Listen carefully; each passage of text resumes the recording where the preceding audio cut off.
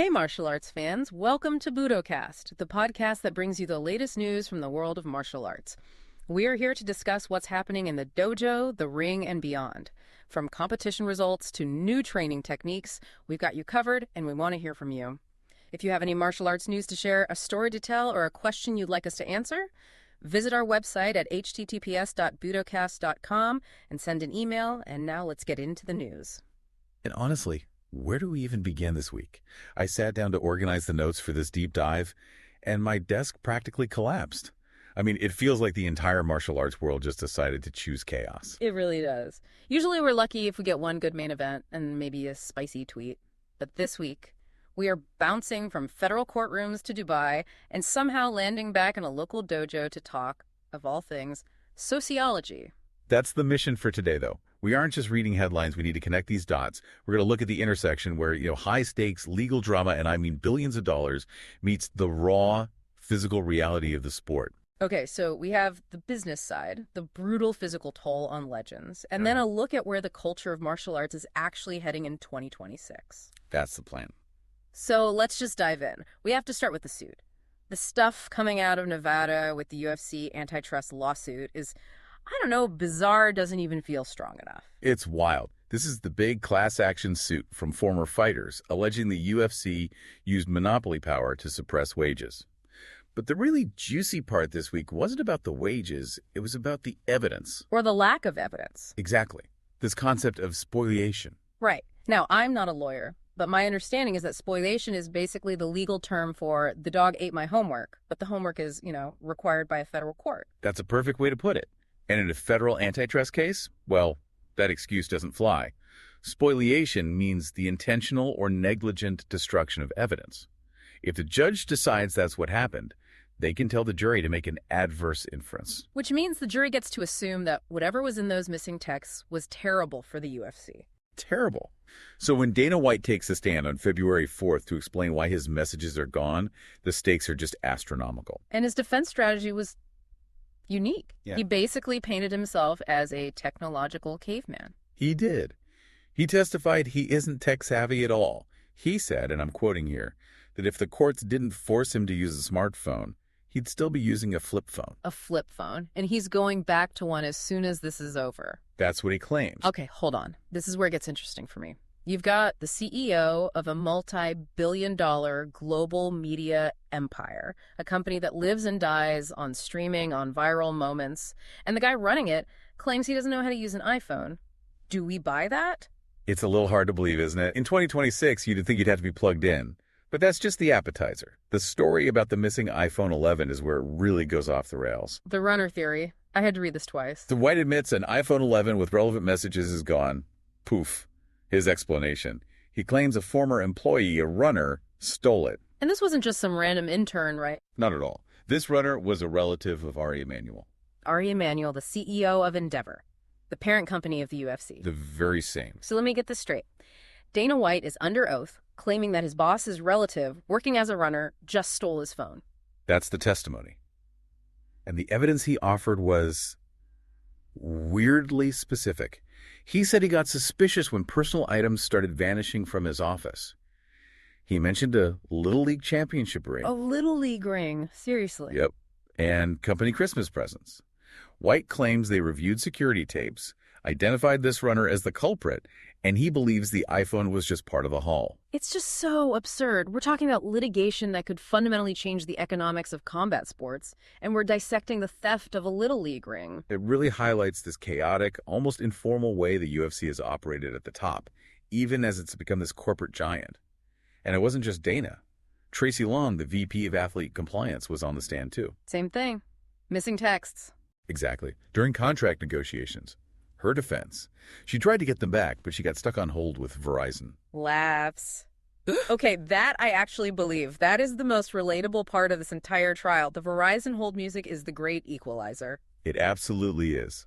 But while the courtroom was giving us drama, the broadcast booth was giving us some sadness. We're seeing the end of an era. Karyn Bryant, After 14 years, she confirmed she's leaving the UFC desk. That is a huge shift for so many fans. She is the broadcast, pre-fight, post-fight, weigh-ins. She's been the constant through the FLX days, the ESPN era. Why now? It's the Paramount era.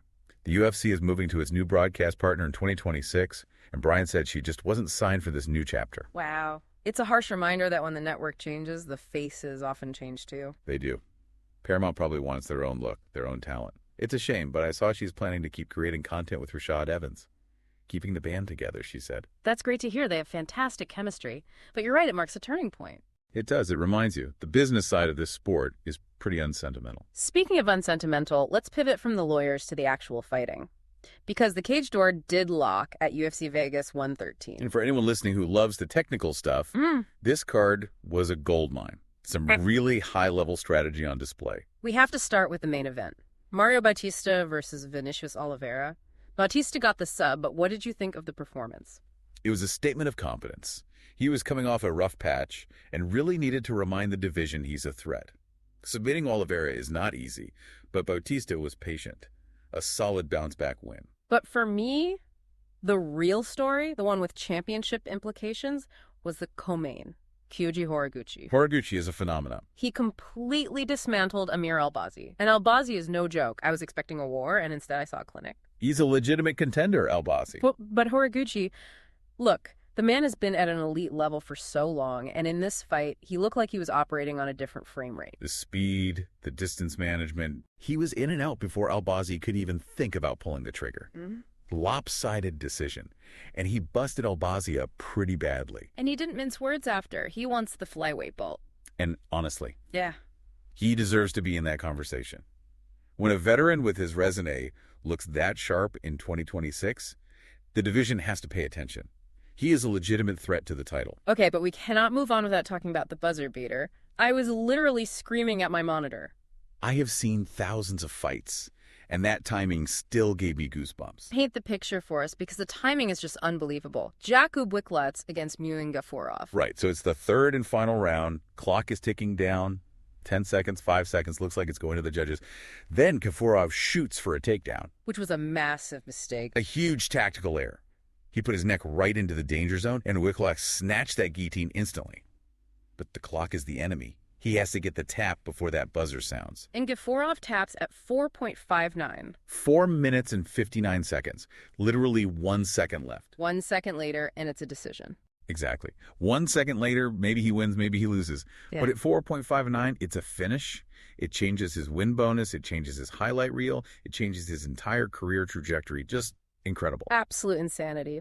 And speaking of insanity, we had some serious violence from Nikolai Veretennikov. Brutal efficiency. He trapped Nico Price against the turnbuckles. And you have to remember, the apex cage is smaller, so those corners come up fast and just unleashed. Price is tough, Yeah. but Veretennikov just overwhelmed him. Standing TKO, first round, a minute 42 in. It showed his finishing instinct is truly elite. Quick shout out too for Daniel Donchenko, the TUF winner, making his official debut against Alex Morono, which is a tough welcome fight. Oh, Morono is the ultimate gatekeeper test. If you're not ready, he'll find out. Donchenko passed with flying colors. Now, while Vegas was rocking, the PFL was kicking off their season over in Dubai. The Road to Dubai card.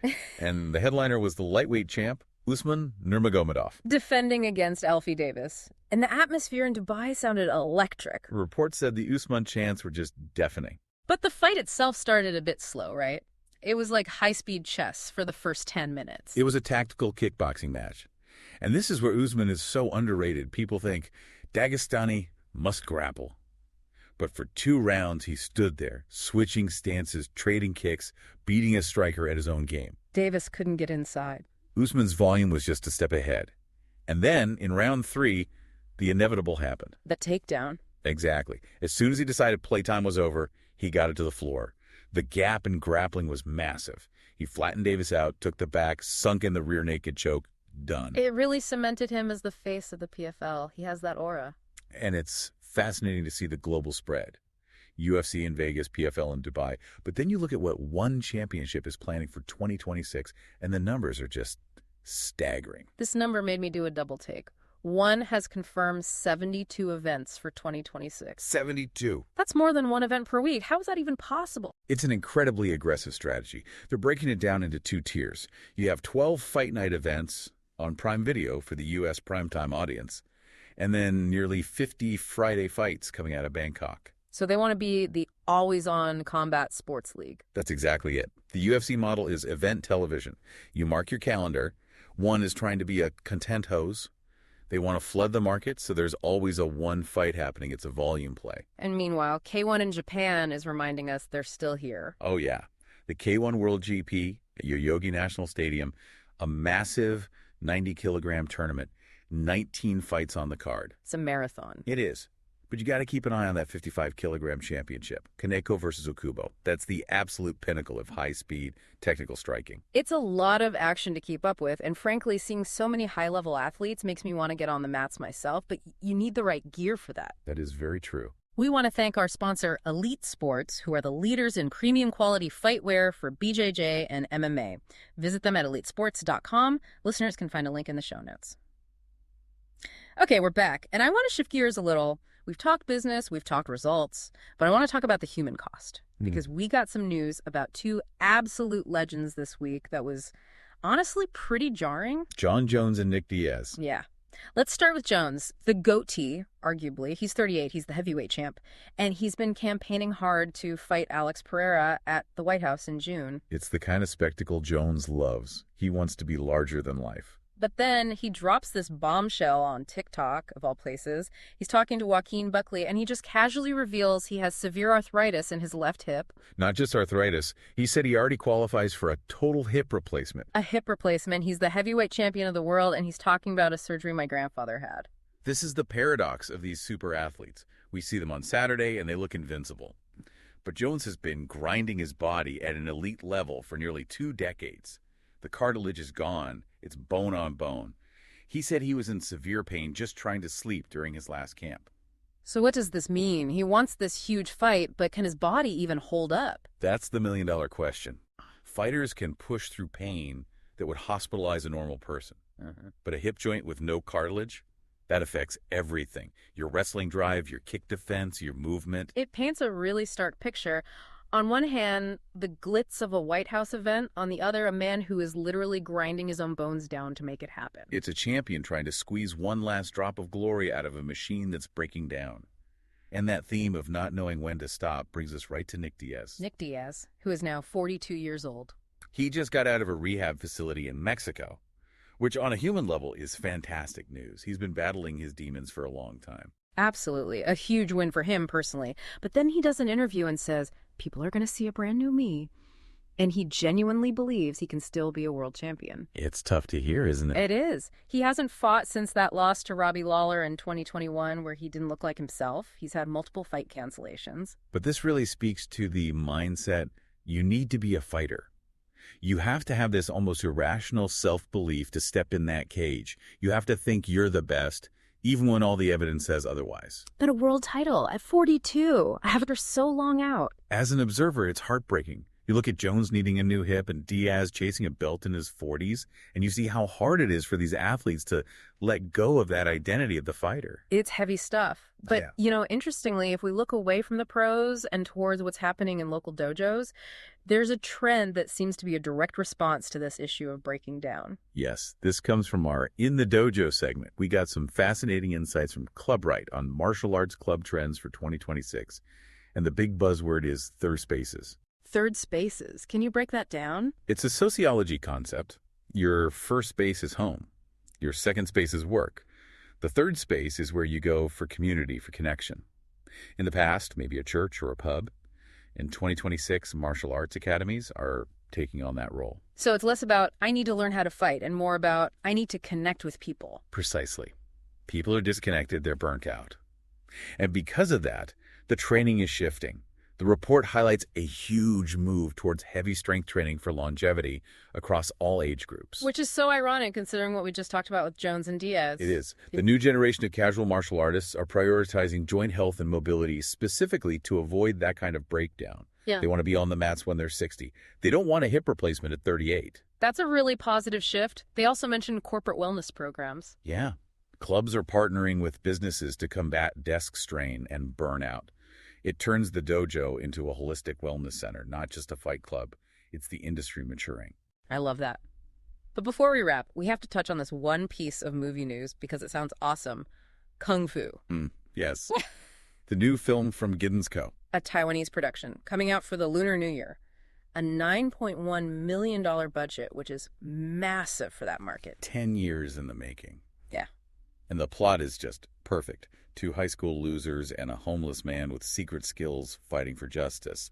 It sounds like a classic Hong Kong throwback with a modern budget. It's always good to see martial arts thriving in pop culture. Absolutely. It feeds the whole ecosystem. Someone watches that movie, gets inspired, joins the Third Space Dojo, gets strong, and maybe becomes the next knowledgeable fan listening to this. The circle of life, martial arts style. Indeed.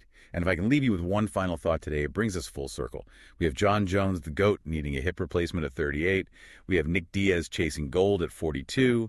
And yet, the trend in local clubs is strength for longevity. It really makes you think. It does. It raises the question. How should the modern martial artist balance that ambition for high performance with long-term health? Is the price of glory always your body? Or can we learn from the pros' injuries to build a more sustainable practice for ourselves? Something to mull over next time you step on the mats. That's it for this episode. Thanks for joining us and talk about the latest in martial arts. We will be back with other news, stories, and insights. Until then, remember to train hard and stay humble. If you have any news you would like to share, reach out to @budocast.com.